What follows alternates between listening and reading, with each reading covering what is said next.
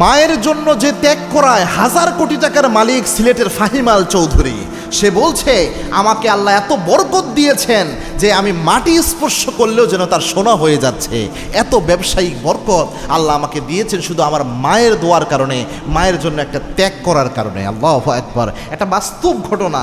আমি এটা পড়ে অবাক হয়ে গেলাম যে কি চমৎকার আল্লাহ রাব্বুল আলামিনের নিদর্শন আল্লাহ দুনিয়ায় দিয়ে দেয়। এই পিতামাতা যাদের এত খেদমতের মর্যাদা আল্লাহ রাব্বুল আলামিন জানিয়েছেন, রাসূল হাদিসে জানিয়েছেন, এর বাস্তব প্রমাণ এটা। মনে রাখবেন, মায়ের দোয়া কিন্তু বড় দোয়া, মায়ের খেদমত বড় খেদমত। এবং কি এই ঘটনাটা বলার আগে একটা হাদিস শুধু কোট করে আমি আপনাদের জানিয়ে দিতে চাই, যেটা আল্লাহর হাবিব 1450 বছর আগে জানিয়ে দিয়েছেন। আল্লাহর হাবিব সাল্লাল্লাহু আলাইহি ওয়াসাল্লাম জানিয়েছেন, 3 ব্যক্তির দোয়া আল্লাহ রাব্বুল আলামিন কোনো খালি হাতে কখনো ফেরত দেয় না। এই 3 ব্যক্তির দোয়ার মাঝে আর আল্লাহর মাঝে কোনো পর্দা থাকে না। এই 3 ব্যক্তির মধ্যে এক শ্রেণীর ব্যক্তি হলো আব্বা এবং আম্মা, লা হিসাবু বাইনাহু ওয়া বাইনাল্লাহ। এরা যখন দোয়া করে এদের দোয়ার মাঝে আর আল্লাহর মাঝে কোনো পর্দা থাকে না।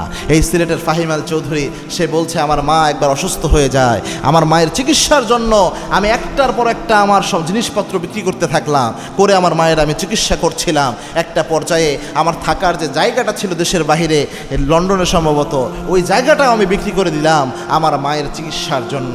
আমার মাকে আমি কোনো মানুষের হাতে ছেড়ে দেই নাই, আমি নিজ হাতে আমার মায়ের সেবা করতাম। আমার মা অপরিষ্কার হতো, পেশাব পায়খানা করতো বিছানার মধ্যে, আমি নিজ হাতে পরিষ্কার করতাম। আমি যখন এইভাবে পরিষ্কার করতাম, আমার মা মনে মনে আমার জন্য দোয়া করতো, আল্লাহ তুমি আমার সন্তান আমার চিকিৎসার জন্য এইভাবে লক্ষ লক্ষ টাকা ব্যয় করে ফেলছে, আমার সন্তানকে তুমি দেখে নিও। তার মা মনে মনে এই দোয়াগুলো করতো এবং চোখের পানি ফেলতো সন্তানের জন্য।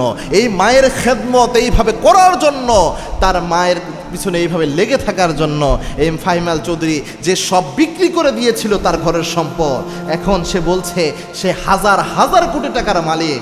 এবং সে যে ব্যবসায়ী করতে চায়, মাটি নিয়ে ব্যবসা করলে মাটি যেন সোনা হয়ে যায়, এরকম বরকত আল্লাহ ঢেলে দেয়। সুবহানাল্লাহ।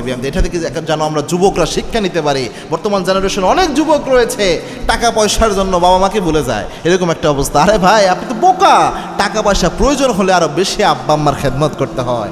আপনার আব্বা আম্মা যদি অসহায় অবস্থায় পড়ে, তখন সর্বোচ্চ সাপোর্ট দেওয়ার চেষ্টা করেন, আব্বা আম্মার খোঁজ নেন, আব্বা আম্মার কাছে দোয়া নেন, দেখবেন আল্লাহ কপাল খুলে দিবে।